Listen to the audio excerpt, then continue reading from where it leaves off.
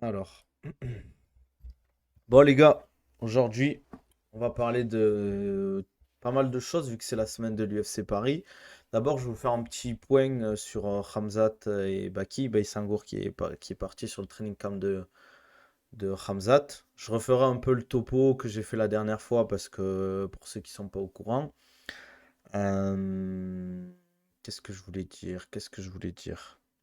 On va parler de l'UFC Paris. Merci No C32 pour le follow. Euh, Qu'est-ce que je voulais dire? Ouais, on va parler de l'UFC Paris, des nouveaux combats. Yanis Guémouri contre William Gomis. Comment il s'appelle? Merci Nizar pour le raid. Ça fait plaisir. Euh, Comment il s'appelle? Taylor Laplus contre l'anglais, là, le champion du Cage Warrior. Et on regardera un peu la vidéo là, de Morgan que Brut a sorti un peu. Ils ont peur que l'adversaire adapte le game plan pour ne pas sortir de vidéo.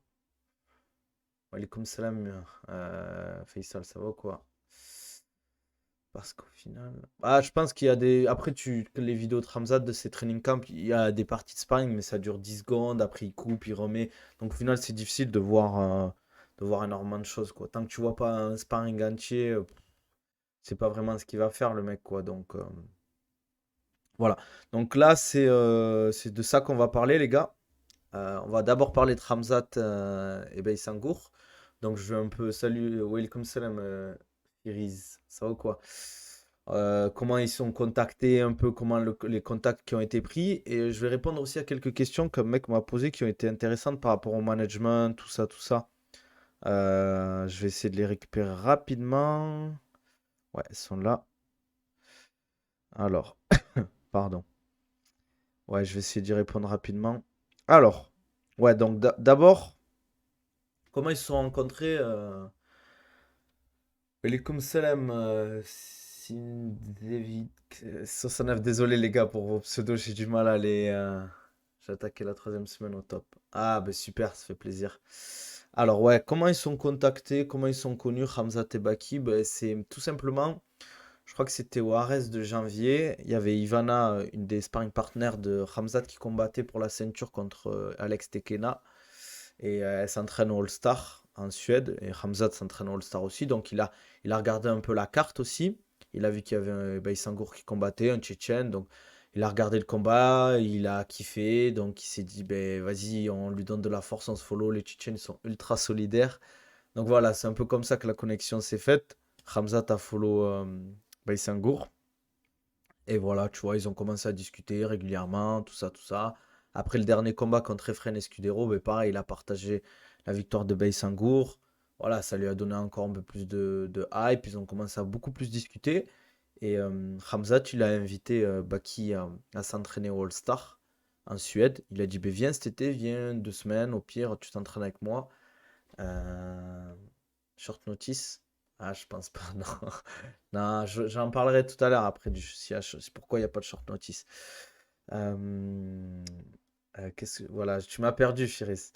Donc voilà, il lui a dit de venir, sauf qu'il s'était blessé au genou. Hamzat, il a dit, bon, c'est pas grave, viens pas maintenant. Quand je vais mieux, on trouvera une solution.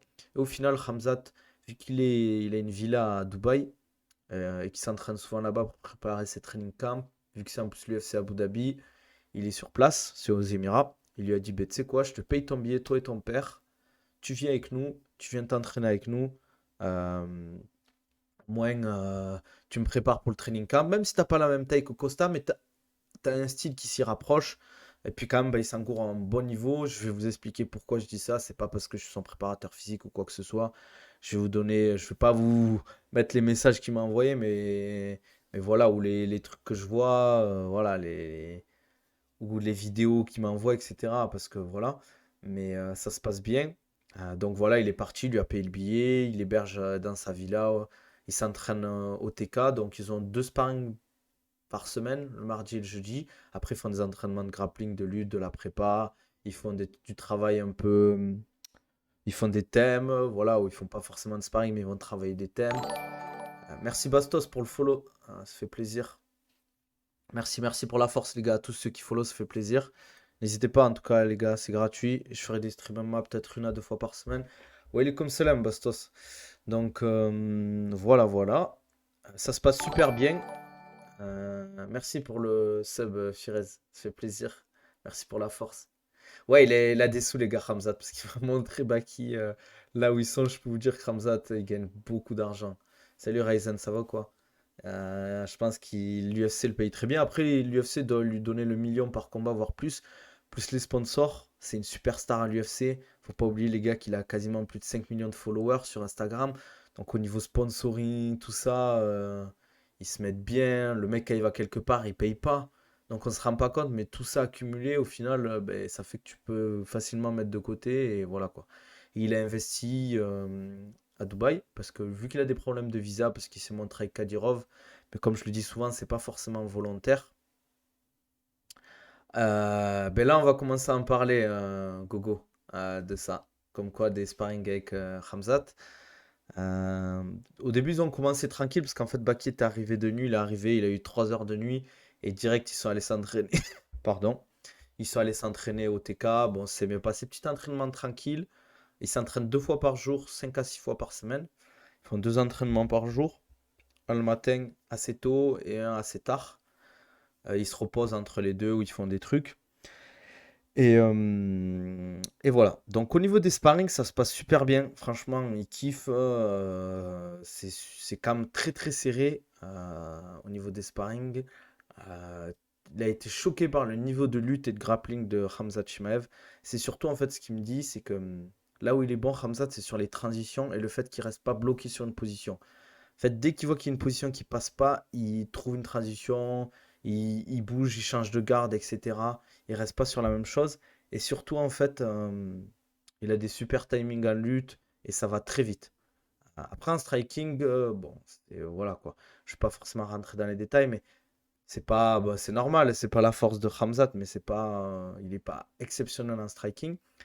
Et les sparring de Khamzat et Baki, c'est ultra serré. Après, c'est souvent le truc, en fait, comment ils fonctionnent, c'est que Khamzat, quand ils font les sparring, c'est que ils font une sorte de share tank. Je sais pas pour ceux qui connaissent le principe du share tank, c'est quand tu es le share tank, c'est en fait, tu es au milieu, tu es dans la cage, tu fais un sparring où, par exemple, pendant 1 ou 2 minutes, c'est toi qui tourne. Et bien, toutes les 2 minutes ou tous les sparring, toutes les 5 minutes, tu as un nouveau combattant qui rentre qui est frais pendant que toi, ben, tu dois enchaîner en fait. C'est-à-dire qu'au final, physiquement, c'est très dur parce qu'à chaque fois que tu vas combattre un nouvel adversaire, soit il est frais, ça veut dire qu'il a pas encore tourné, soit il a eu le temps de récupérer pendant 1, 2, 3, 5 minutes pendant que toi, tu dois enchaîner. Là, ce qu'ils font, c'est que ils font 5 minutes. Par exemple, Hamza te fait 5 minutes avec Baki, il récupère 1 minute et après, il tourne avec un autre gars en fait. Et ils font 3, 4, 5 fois, 6 fois des fois. Donc ça veut dire que tu vois, il fait 30 minutes de sparring, Ramzat, avec des mecs qui ont le temps de récupérer. Donc voilà, il me dit que physiquement, franchement, il est clean. Je pense qu'en plus, le fait il va tourner, enfin, il va être à 84 kilos là, Ramzat, il va être beaucoup mieux au niveau de l'endurance. Donc ça va être une force. Et ouais, voilà, ce qu'il m'a dit, Baki, c'est que de ce que j'ai vu, c'est que au niveau du striking, ça va. Mais au niveau de la lutte et du grappling, il est très très très fort, Ramzat. C'est vraiment. Pour le moment, il n'a pas tourné avec un mec aussi fort en lutte et en grappling, Baïsangour. Et pourtant, il a tourné avec des mecs qui sont chauds, quoi. Je suis vraiment très très chaud. Donc voilà. Mais il est content, Baïsangour, parce qu'il progresse. Et franchement, c'est des combats très très serrés. Donc ben, ça fait plaisir pour lui. Tu vois, ça veut dire qu'il a un très bon niveau. Après, c'est des sparring. En combat, c'est une autre histoire, etc. Peut-être que Khamzat en combat, il est encore plus fort et vice-versa. Donc là, il va rester jusqu'au combat de Hamzat et peut-être une semaine après. Merci Miam pour le follow. Qu'est-ce que je voulais dire? J'en étais où? Donc ouais, il va rester jusqu'au combat. C'est pour ça qu'en fait, il s'est pas mis en backup pour le FC Paris. C'est que ben, il a donné son engagement de l'aider à Hamzat pour son combat contre Costa.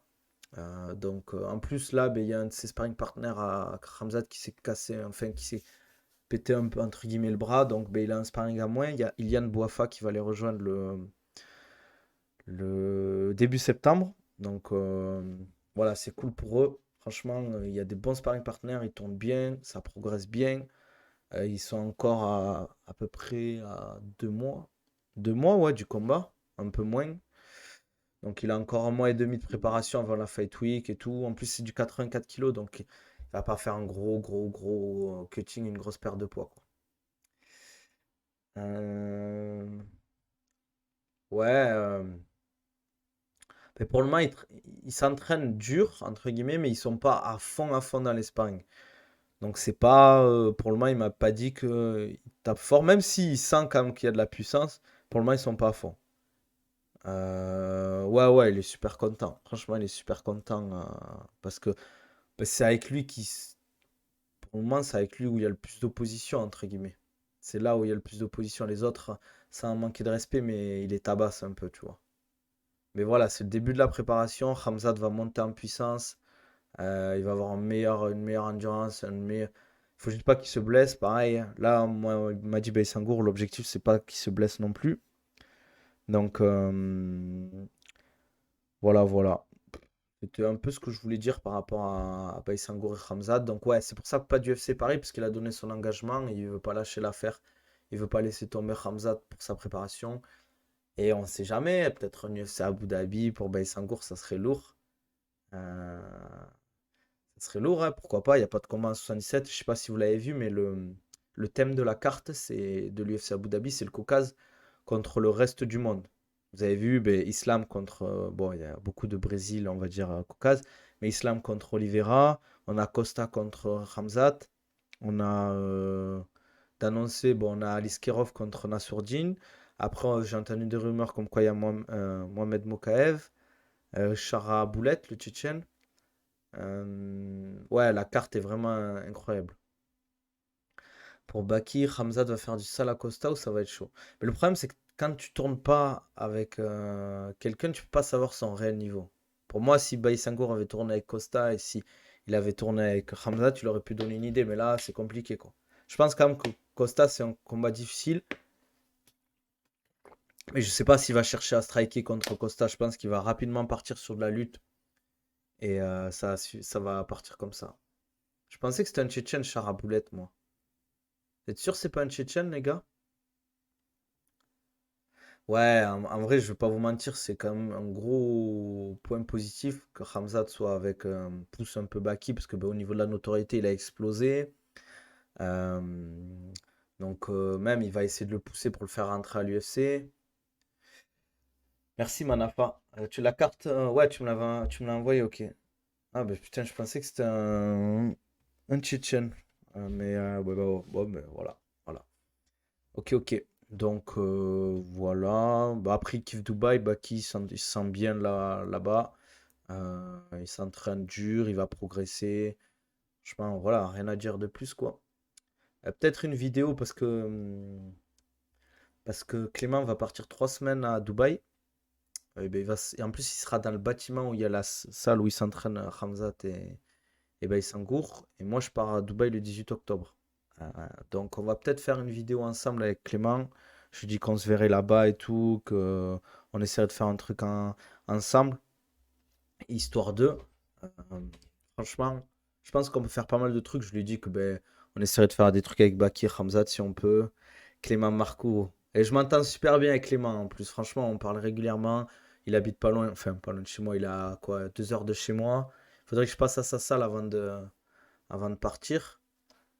Non, non, pour les sparring partners, il en a ramené plusieurs. Ils sont 5 ou 6, je crois.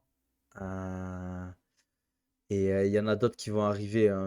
Il y a Ilian qui arrive, Ilian Boafa, le combattant français qui a combattu Ares, qui était un sparring partner connu de Khamzat Chimaev. Mais lui, c'est un pur 84, Ilian. Très grand. C'est pas le physique à Costa qui est très costaud, mais il est très grand. Il a un striking de fou, Ilian Boafa. Il a un bras arrière de malade mental. Très impressionnant quand je l'ai vu au palette. Ouais, c'est ça, le Pansar. Mais je vais essayer de passer à sa salle, mais en ce moment, j'ai pas trop le temps. J'ai tellement de trucs à faire, tellement de boulot. Donc, voilà, voilà. Après, si vous avez des questions sur Baki, sur Hamzat, Dubaï m'a pas mal envoyé de trucs. Comme je l'ai dit, SPQR, il a connu en fait sur la carte de janvier du RS, janvier dernier, sur la carte de Ivana, c'est une, une femme qui s'entraîne dans son club à Hamzat et il était sur la même carte. Les Tchétchènes sont très solidaires, hein, les gars. Ben, ce qu'il a dit, Hamzat, il lui a payé les billets à lui et son père. Il lui a dit, ben, vous venez, je t'héberge. Ils lui ont filé une voiture. Euh, ils les mettent très très bien. Et ça, c'est une force aussi de. Il n'est pas en mode non plus parti à l'aventure, mais bon, c'est cool, quoi. Ça, je peux pas dire ça, les gars. On dévoile pas les special tactiques pour les sparring. Mais, euh, mais voilà. Voilà, voilà. Je pense, ouais, vidéo avec Clément, on fera en octobre. Peut-être que je ferai un truc sur l'UFC quand je serai là-bas. Je sais pas encore. Pour moi, il m'a dit qu'il n'y avait pas de caméra. Je pense que ça se fera à partir de septembre. Si pour les vlogs, parce qu'il fait souvent des vlogs avant ses combats. Et on regardera si vous voulez ensemble en stream, et si vous êtes chaud. Le main coach, ouais, je sais pas. Ça, c'est une bonne question. Je pense que ça sera Fernand quand même. S'il il est mis sur la carte, surtout qu'il y en a Sourdine en plus. Donc, je pense que ça serait plus simple que ce soit Fernand, quoi. Je pense, hein, ça se passera comme ça, hein. Ça sera lui le head coach à ce niveau-là. Mais, euh, mais voilà. Franchement, il s'entraîne bien. Il s'entraîne dur. Mais par exemple, le fait qu'il s'entraîne 4 à 5 fois par jour, ça, il le fait pas en tout cas actuellement, Hamzat. Il s'entraîne 2 fois par jour. Ils font une séance très tôt le matin, une séance vers 20 h le soir. Mais ils font pas 4 séances dans la journée, quoi. Et pour le moment, il me dit pas, tu vois, par exemple, la prépa, il m'a dit, ouais, c'était une séance assez courte. Ils font 30 à 45 minutes, pas plus, quoi. Donc, c'est pas trop ce qu'on a entendu ou des rumeurs. Après, peut-être qu'il a changé sa façon de s'entraîner, mais c'est pas ce qui se passe. Donc, c'est cool, je trouve, si c'est pas, s'il a changé sa façon de faire. Il y a son coach aussi du All-Star qui est là. Comment il s'appelle? Ah, j'ai oublié le nom du coach, les gars de Hamzat. Euh, Putain. Bon, vous me retrouverez. Merci Primate pour le follow. Bon, ah, il se repose. Baki, c'est pas un mec qui fait des trucs de fou. Il reste à la maison, il regarde des trucs, il se repose. Des fois, ben là, ils étaient à la mer. Ils sont allés à la plage, ils se sont reposés ce week-end. Ils doivent aller dans le désert et tout. Andreas, il s'appelle. Voilà, Andreas Michael. Merci Primate pour le rappel. Voilà, Andreas Michael. Très bon coach, franchement. Baki m'a dit que franchement, il donne des bonnes instructions. Euh, Donc, ouais, voilà quoi. Franchement, je pense qu'il va bien progresser. Même, il a dit qu'il a déjà progressé en 2 semaines au niveau surtout de la lutte et du grappling. Parce qu'en fait, il me dit que, je le répète, mais Hamzat, en fait, il a des transitions. Il a dit, c'est vraiment un truc de fou. Il va à une vitesse. Mais c'est sa force aussi. Si vous voulez, on regardera un ou deux combats après de Hamzat. Et c'est vrai que c'est impressionnant quand on le voit bouger. Et c'est ça qu'il m'a dit qui est vraiment. C'est par exemple, il me donnait un exemple, on était en sparring, je suis parti sur une amenée au sol, je l'ai amené au sol pendant 3 minutes, ground and pound, on travaille, je le bloque au sol, il n'arrive pas à sortir. Sur la fin du round, il reste 40 secondes, il arrive à sortir enfin, du sol, il arrive à se redresser. Il part sur une amenée au sol direct à une vitesse alors qu'il avait passé 3 minutes au sol. Et pour ceux qui tournent à MMA, vous le savez, quand on passe sur une phase de sol très longue, très physique, où le mec te bloque, t'es sur le dos, t'essaies de sortir et tout, et tu repars debout, t'as l'impression qu'on t'a vidé 40-50% de ton énergie, et lui, il a réussi à direct repartir sur de la lutte. Et ça, c'est du haut niveau, parce que c'était pas son premier sparring, là, Hamzat, c'était son troisième, je crois, son troisième, donc ça veut dire qu'il avait déjà 15 minutes quasiment dans les pattes, et il arrive quand même à partir, avec des mecs frais, quoi. Mais je suis content, parce que Baki me dit qu'il est pas du tout ridicule, c'est vraiment serré, après, je pense que Hamzat est encore un peu plus fort parce qu'il a l'expérience et il y a des trucs qui font que, et peut-être que on ne sait pas trop encore, ils y vont progressivement au niveau de l'intensité, des frappes. Peut-être qu'au bout d'un mois, Hamzat il va se dire, bon, il me reste un mois, on va dire, là, je vais envoyer la sauce. Il faut que je fume tout le monde. Parce que les autres sparring partners, ils les fument un peu, quoi. Non, je pense pas que les gars, le père de Baki, c'est un mec très gentil, mais il va pas faire de jet ski, quoi. Il surveille, on va dire, quoi. Ouais, ça va devenir un animal, ça c'est sûr, quoi. Marcy disait la même chose.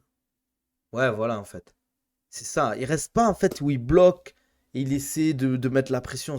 Il prend une position, un peu de ground and pound, si ça passe pas, il change de position et il enchaîne, il enchaîne. Ouais, ils vont. L'intensité d'ailleurs du training camp va énormément monter, entre guillemets.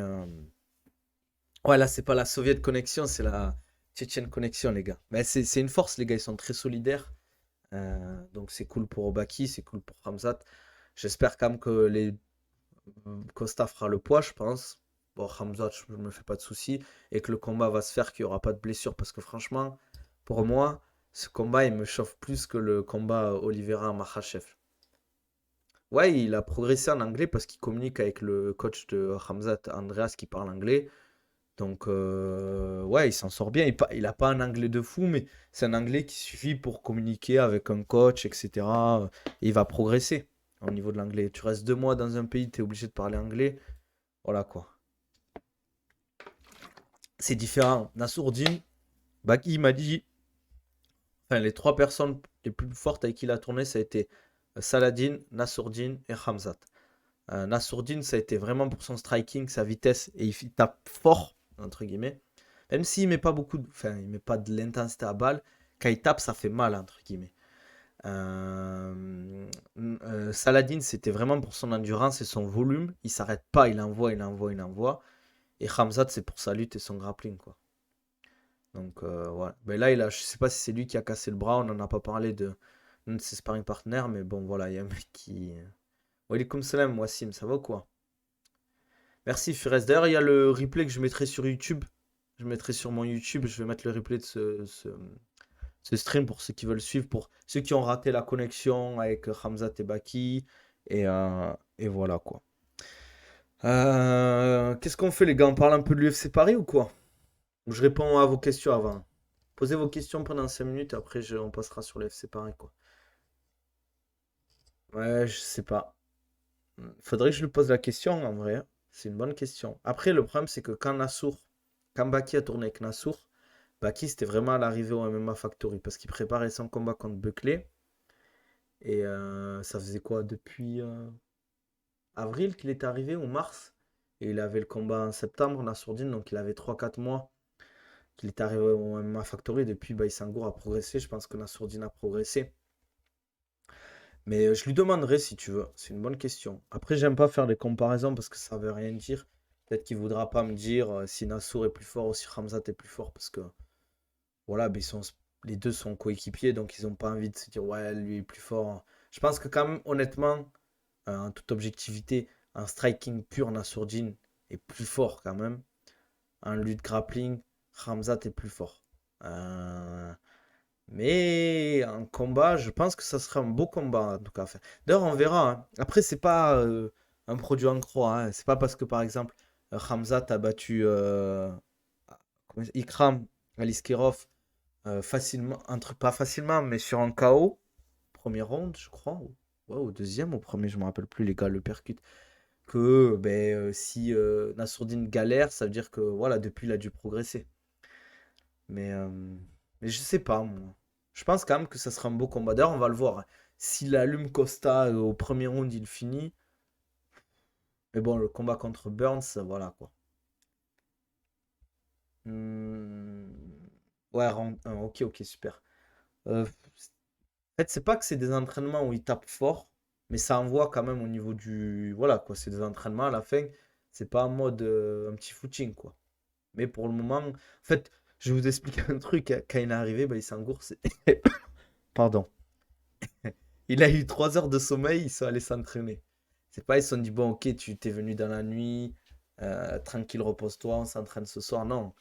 Il est arrivé, je crois, à 3 heures du mat, le temps de rentrer, il devait être 4 heures, 5 heures, ils sont allés s'entraîner à 9 heures, quoi. Donc il a eu 3 heures de sommeil avant de s'entraîner. Donc c'est un peu à la dure, les gars, hein. Après, c'est normal, t'es obligé, quoi. Je sais pas, bonne question. Je pense quand même qu'il a pris des 84. Mais faut, les gars, moi, il me l'a dit, et ben, il s'engourde là, je crois qu'il est dans les 92-93 kilos. Ramzat, il fait pas 105 kilos, hein.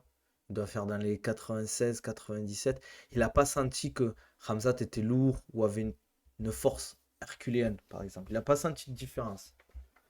Il n'a pas senti quelqu'un, tu le sens quand quelqu'un t'attrape et tu te dis putain, mais c'est quoi ce grip? T'as même plus la force de bouger, quoi. Donc, voilà. Voilà.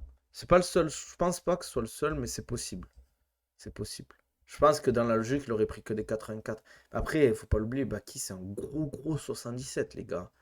Quand il m'a dit, ouais, peut-être un jour je combattrai en 110, franchement, je voudrais une perte de poids sur 2 3 ans, vraiment carré un truc, pour que le 70 ce soit carré pour qu'il puisse être performant dans le truc, quoi.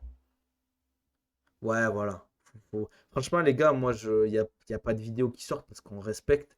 Mais je vous ai dit, bah, qui tourne avec des mecs qui sont pros et des catégories au-dessus, il les allume. Quand je vous dis qu'il les allume, il les allume. Sans manquer de respect. Voilà, quoi.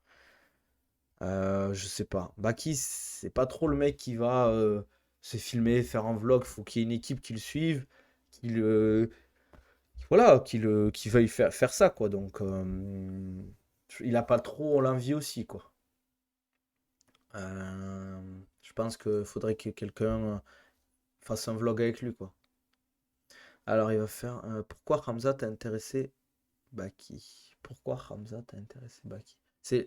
Wassim, c'est pas l'inverse que tu voulais dire? Pourquoi Baki a intéressé Hamzat? Je pense quand même, même s'il a pas la même taille que Costa, il a un peu le même style. Un peu trapu, une très bonne anglaise, très fort, très puissant, explosif, bonne lutte. Voilà quoi. Ouais, voilà. D'ailleurs, il n'y a pas de grosses vidéos qui vont sortir. Vous verrez jamais de sparring de 5 minutes entre Baïsangour et Hamzat, quoi. Ça sortira pas, quoi. Surtout avant un combat. Il va pas se griller Hamzat avant un combat. Donc, voilà, quoi. Je sais pas ce que vous en pensez, les gars. Vous, n'hésitez pas, si vous avez des questions, c'est le moment avant qu'on passe à la suite, hein. Après, comme je vous l'ai dit, on regardera le fin de stream, la vidéo de Morgan avec Brut, si vous êtes chaud. Ils ont sorti. L'épisode 1. Il dure 24 minutes la vidéo. Ouais, juste que Costa est plus grand et je pense il est plus lourd de base. Costa, c'est un mec qui doit faire dans la vie de tous les jours au moins dans les 100 kilos, je pense.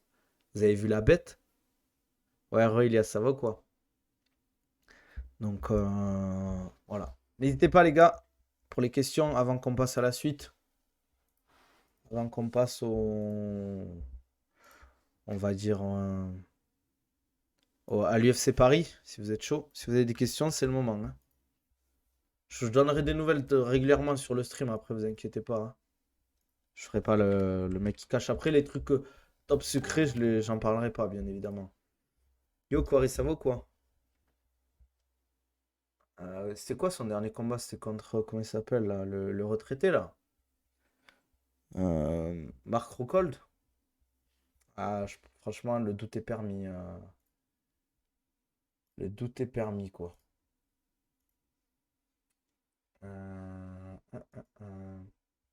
Luke Rockhold, pourquoi je dis Mark Rockhold, moi? Je suis un fou. Ouais, Luke Rockhold, ouais. Qui s'est mis au Barnacle. Niveau diff, non, pas du tout, Yosenko. Pas du tout. Franchement, c'est serré de fou les sparring, quoi. Franchement, il est content. Il est pas du tout ridicule. Ouais, je pense cette année, quand je serai aux Émirats, je reprendrai les compètes de grappling, parce qu'il y en a beaucoup là-bas. Mais Quarry, je mettrai un replay sur YouTube. Je le mettrai dès demain, si je peux. Faut juste que je fasse une vignette qui vaille le coup. Mais vu que je suis nul à ça, ça prend un peu de temps. Ça va Léo ou quoi? Léo, les gars, vous voyez Nevada VLR? C'est, je crois, le meilleur pote de Baki, je crois. Je sais pas si c'est le meilleur ou un des meilleurs. Donc lui aussi, il a des infos croustillantes, si vous voulez. Mais lui, il demande de l'argent en contrepartie. Moi, je fais ça gratuitement.